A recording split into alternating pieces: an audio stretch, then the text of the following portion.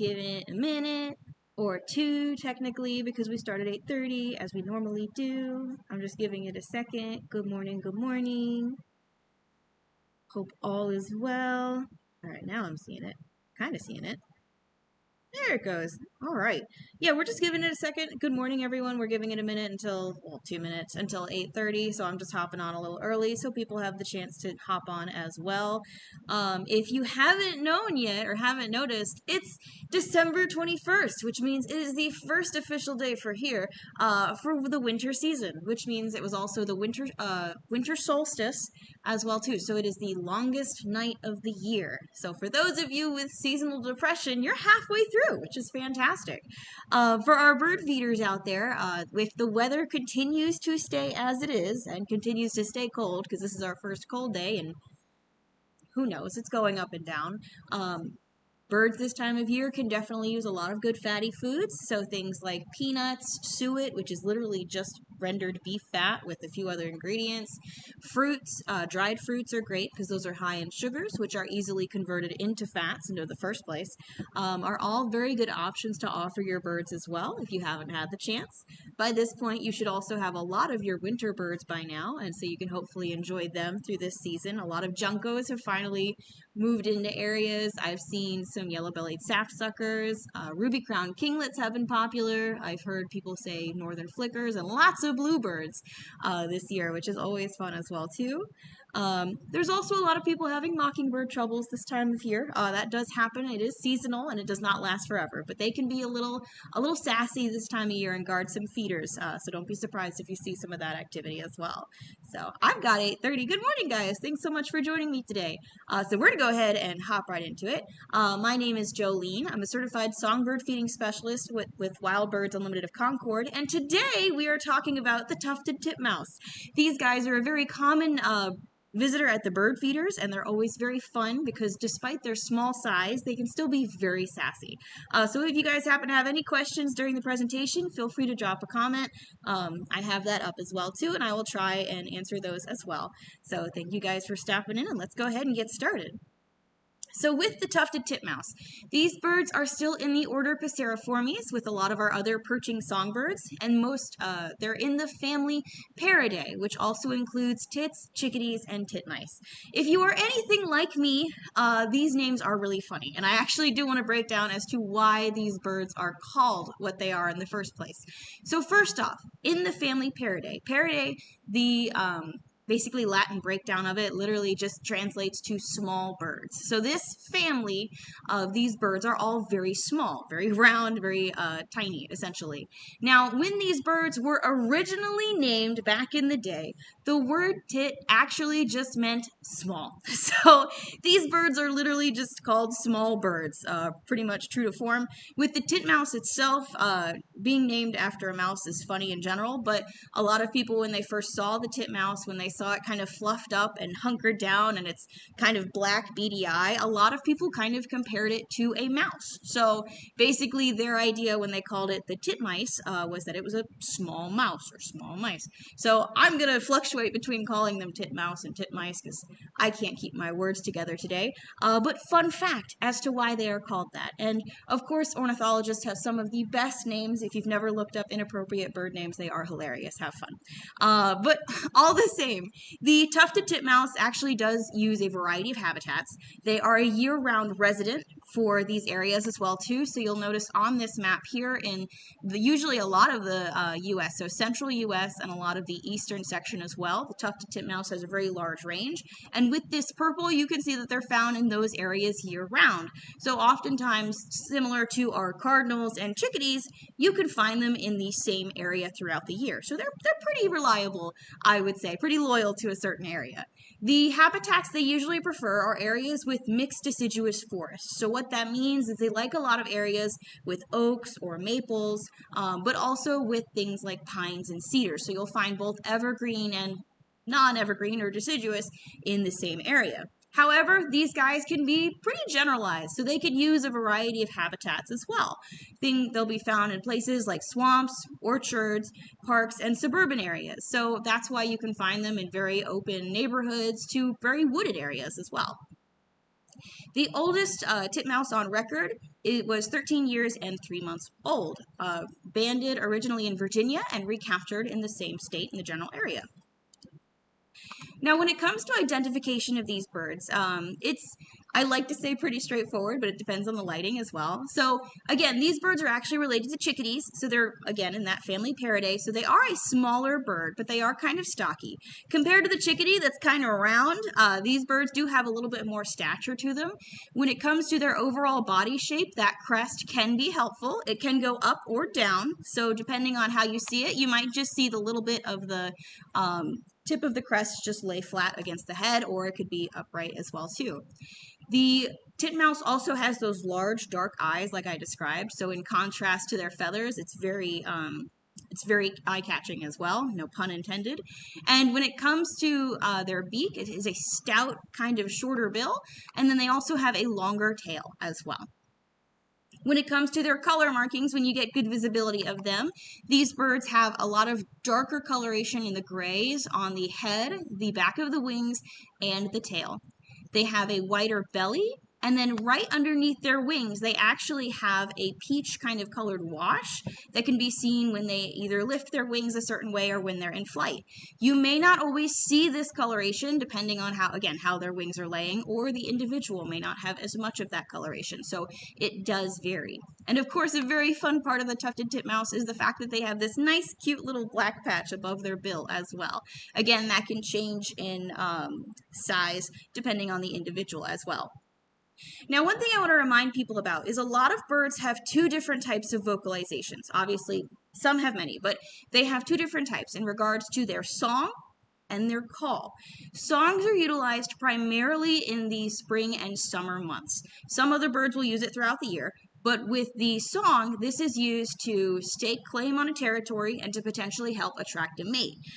For the tufted titmouse, this is a very straightforward two-note song. It's a Peter, Peter, Peter. Oftentimes it can be different, oh my goodness, it can be delayed a little bit. They may not do 3, they might just do 2. But for an example of what that sounds like, we're going to jump over here.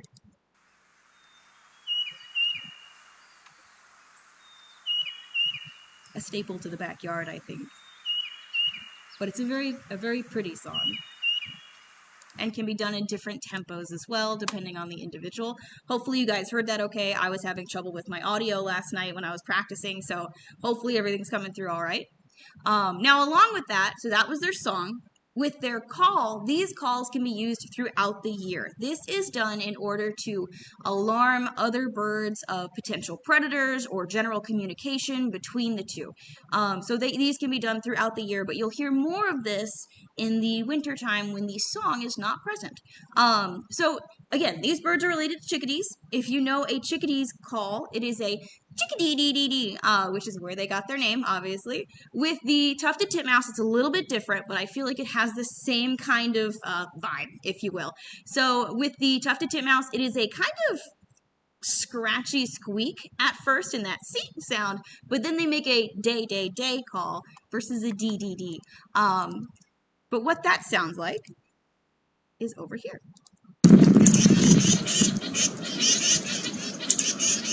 So a lot more raspy, and it's kind of that scratchy start is where it begins.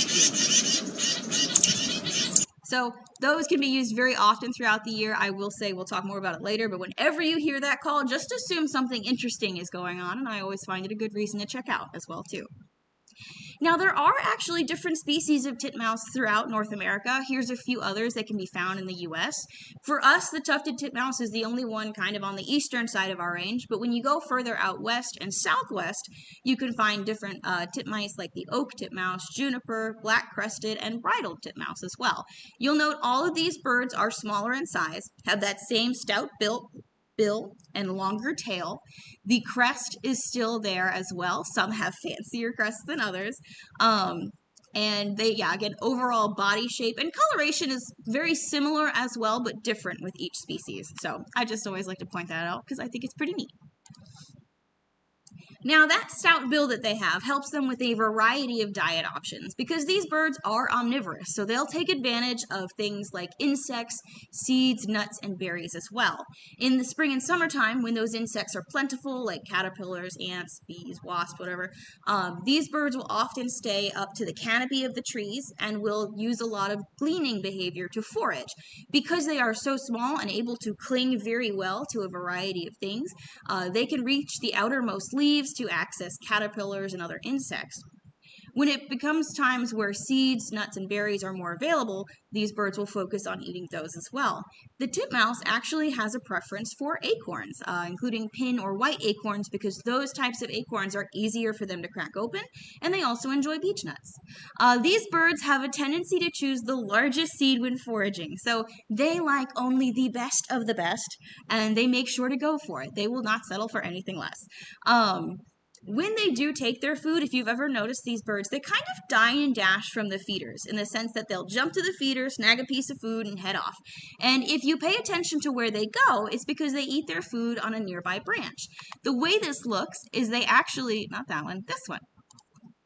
What they will do is they will take the food and put it between their toes and hammer the shell open. And it's going to lower the video in just a second. What is really cool is they're very dexterous at this. So right now, that guy kind of takes the seed and flip it over.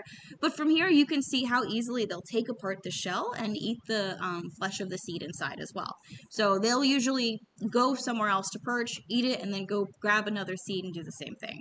So, and if you didn't get to see it, one more time. In just a second, he kind of flips the seed over. He grabs it and turns it around. And I'm like, oh, that's just so cool. It's fun to watch the little behaviors these guys are capable of doing as well. And again, chickadees and titmice kind of forage the same way. Chickadees are much faster than titmice. Not like a lot, but usually the titmouse has kind of more, what is it? I can't think of the word right now, but it's kind of more direct and there's a method to their plans. You know, it's kind of in a certain pattern, essentially. So not only do they eat their food somewhere else, but they will also cache it. So this time of year in autumn and winter, a lot of wildlife, so squirrels, jays, nuthatches, woodpeckers, will sometimes cache their food in different areas to store them for safekeeping and later use. In case food starts to run low and they can't access it, they'll go to their safe houses where they cache all this food.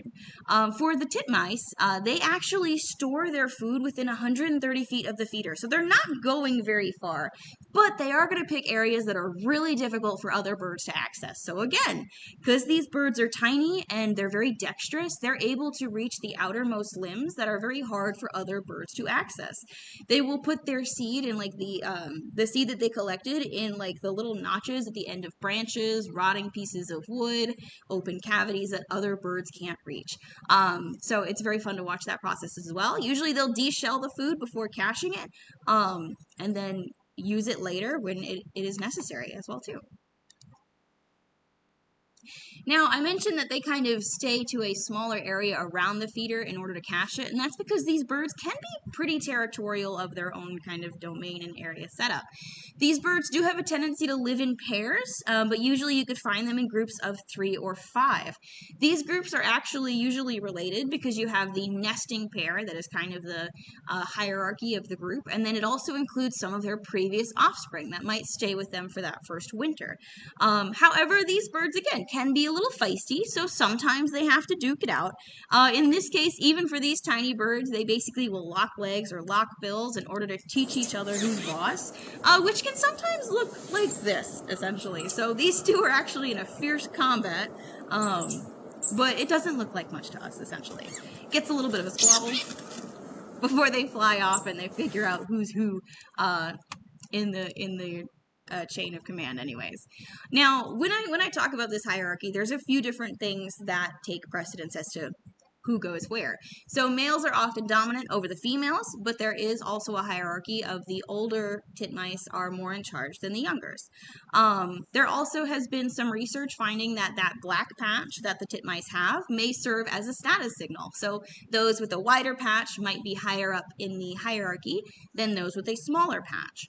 They've also found through some research that those that are at the top of the top of the food chain for the titmice actually have less fat stores in this time of year, so they don't bulk up as much as some of the subordinates do because they always have easy access to food and they don't have to fight for it. However, these dominant titmice still rely a lot on the subordinates to determine how safe an area is. So if they are working on mobbing against a predator or keeping somebody out, the dominant titmouse will wait until the subordinate titmice have finished alerting and have gone back to do their own thing before following and doing the same thing. So they, even though there is a hierarchy system, they do kind of work together to make it effective for like kind of all of them as well, which is really interesting. They're all needed to make the system work, which is always fun. And one thing that I do find, if you haven't noticed already, birds that do have a crest, like cardinals and jays, and of course the titmouse, often will use a lot of, you can basically see a lot of quote-unquote facial expression with these birds, depending on how they raise or lower their crest. Usually if their crest is raised, you can show that those are times of dominance or alertness, or there's curiosity peaked or anything like that. If their crest is lowered, those are during times of submission or things are calm and there's nothing going on. So you can tell a lot by how one of these birds is feeling depending on how the crest is raised or lowered as well. Now, since we are officially in winter, I want to talk about their winter behavior first. So again, during the spring and summer, a lot of birds are very territorial, very hormonal and angry because they need the best of the resources in order to raise their young. So they compete a lot. In the fall and the winter time, when those resources are no longer needed, a lot of birds have a tendency to basically make a truce, and they work together in order to make it through the winter.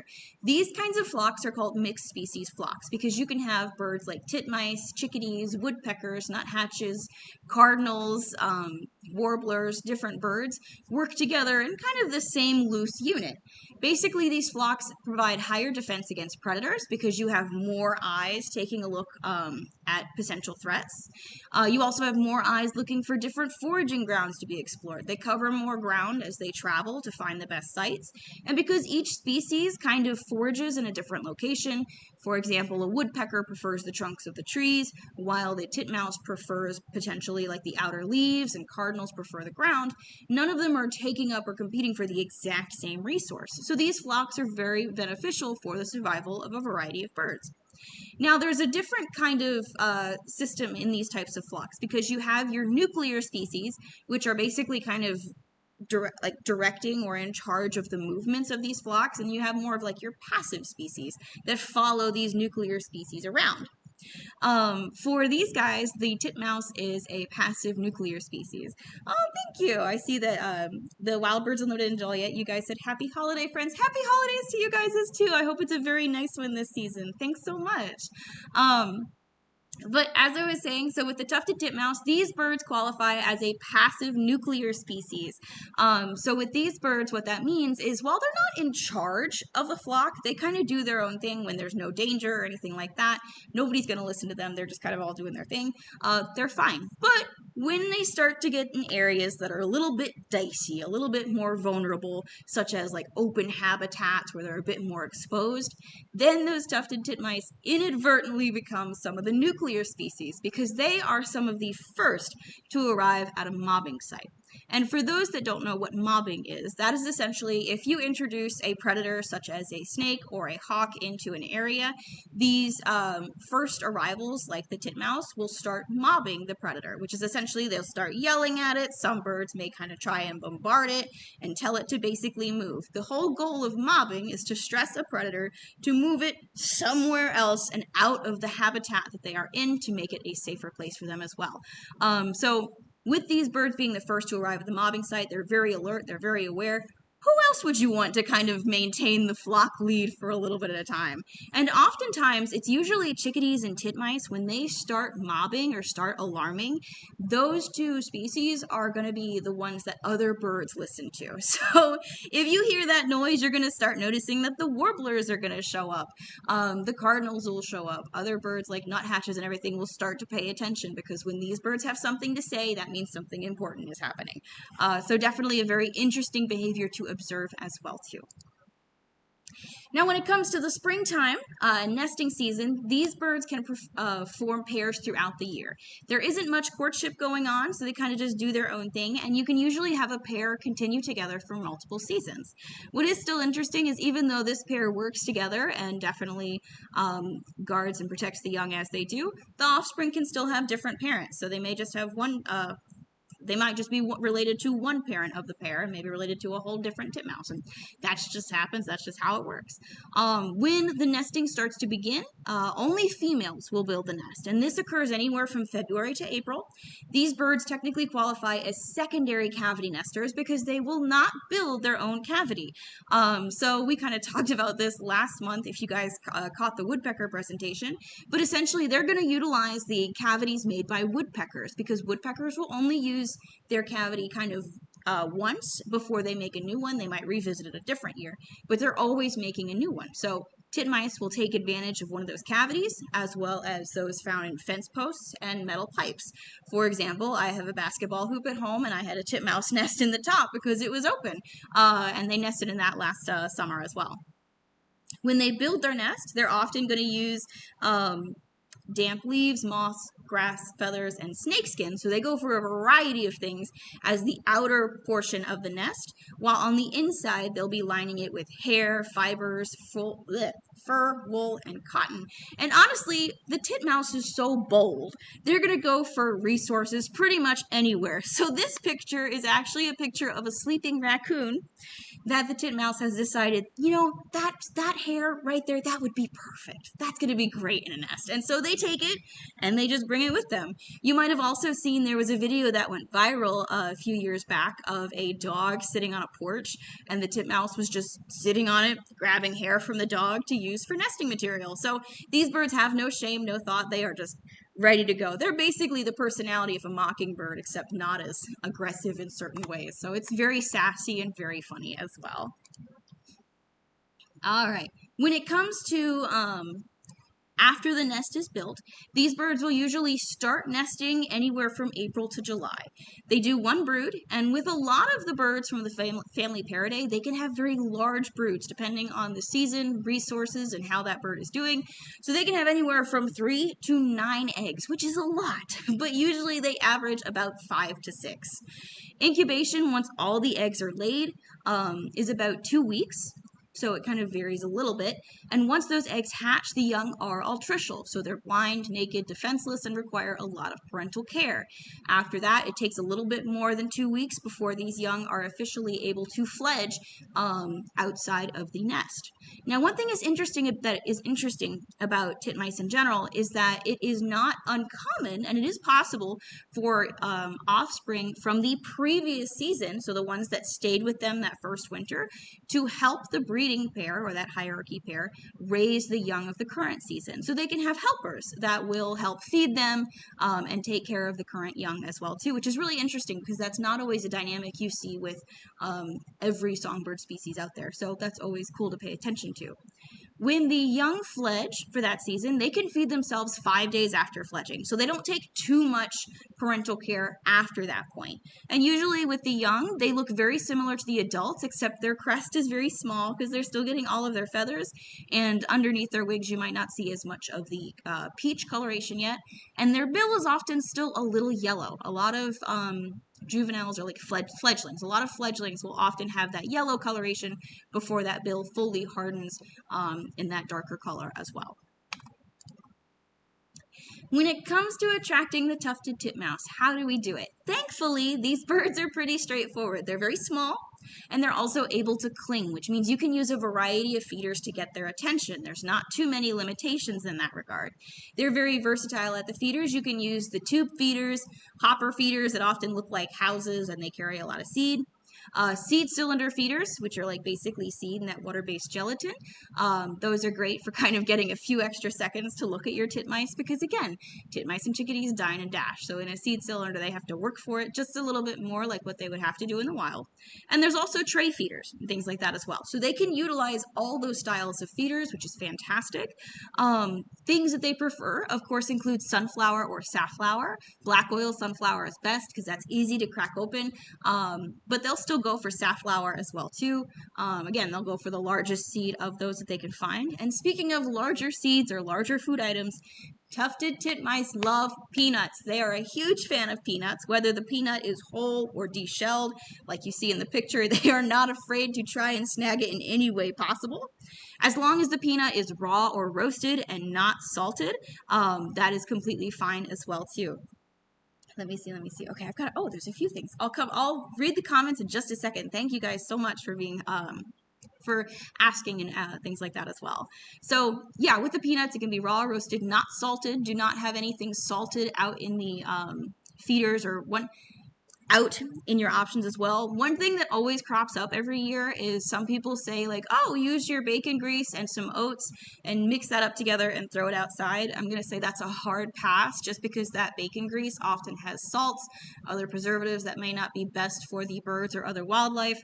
That salt can dehydrate the birds and it's not a good time for them. So please stick to options that are not salted in any way, shape, or form there. And of course, other options that you can also offer are suet. Suet is great for this time of year. Suet is literally just beef fat with, no salt or anything like that. But essentially, it also has things like mealworms, fruits, peanuts, things like that. So definitely great option for this time of year. You can use it in suet cakes, suet plugs, suet cylinders. It comes in every way, shape, or form. So definitely feel free to offer that as well. And of course, we also have bark butter at this location.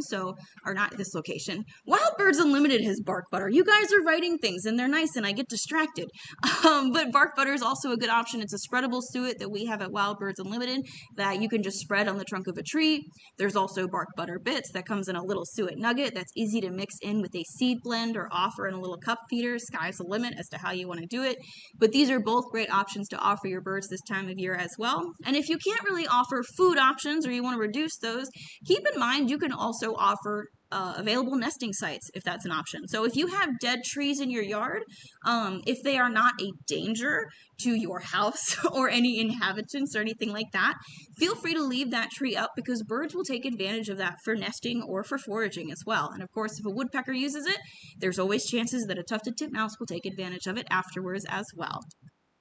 So these are my resources as well. A lot of the information came from Macaulay Library at the Cornell Lab of Ornithology, where people can just upload their photos, audio, things like that as well. And it's so informative and very helpful if you ever want to check that out. Birds of the World is also a subscription that gives you the most up-to-date scientific information that you could possibly ever want to know about birds. And that's basically where I get a lot of my information as well. So both of those locations, and allaboutbirds.org is also a great resource if you're just looking to get started or learn more about these birds as you go as well too. For those that are in the area, if you'd like to use a $5 off a $25 purchase or more, definitely mention the coupon code TITMOUSE, only available today, either in-store or through a phone order as well. We'll be doing a second viewing of this presentation in-store at 11 a.m. as well. Okay, let me just hop in real quick because I see, let's see, Greg said, great job, super interesting, hope you do more of these. I'm planning on doing more of these. We've made it through another year, which is fantastic. I never know how far I'll get. I will later be updating the 2025 schedule early next year, so I will list the monthly topics as we go. I'll list the monthly topics, not the first year, but like in January. Check. Usually they're pretty accurate, but sometimes I may change one like earlier the month of, so feel free to check that out to stay up to date on what each one is. Oh my goodness, the Wild Birds Unlimited from Joliet said, love your presentation, so informative and love hearing your experiences. Thank you, I try. I know there's a lot to go over and 30 minutes or 15 minutes is not always the easiest to sit through. So the fact that any of you choose to do that is very heartwarming and very appreciated. So I could not do this without you. So thank you again so much. Meredith asked, in regards to the helpers at the, back over here. Once I get my wording. So in regards to the helpers aiding the breeding pair and raising the young, she asks both aunts and uncles. I would not be surprised because both the male and the female parent do help raise the young. So I'm not sure if there's a percentage of aunts versus uncles helping rear those young more in comparison, if that makes sense. But I would say both probably do as well. So once again, oh my goodness, you guys are so great. Thank you as well for coming in and joining in as well too. So okay, all right. Thank you all very much from the bottom of my heart. It really means a lot that you guys stop in and ask. And so once again, we have made it to the end of a year. 12 presentations down. We'll do 12 more to go next year. We could not do this without all of you. So once again, thank you from the bottom of my heart for tuning in at all, whether it's for 5 minutes, the whole 30, whatever I post or whatever I say. It definitely does mean a lot. And again, if you have any more questions, I'll check them out later as well too. With the holidays coming up, I hope you all have a wonderful holiday, wonderful new year. For those, because I know it always happens for those that have lost loved ones and are making their way through the holidays this time of year, I hope you find peace in this holiday season as you work through and are able to have some quality time with those that you love if they are around in the area as well.